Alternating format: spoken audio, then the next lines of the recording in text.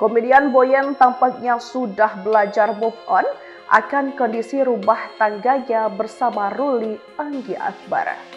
Wanita yang baru menjalani biduk rumah tangga selama 2 bulan itu kembali hadir di podcast Vincent dan Desta yang tayang pada Senin 9 Februari 2026. Bak tidak terjadi apa-apa. Boyen yang terkenal dengan keluguan dan celetukan-celetukan lucunya terlihat kocak dalam podcast tersebut. Namun ada suatu momen ketika Darto bertanya tentang situasi Boyen saat ini. Boyen sadar apa yang dilakukan temannya adalah bagian dari sebuah bercandaan. Nanti Boyen jelasin di belakang ya, ujar Boyen menjawab pertanyaan tersebut.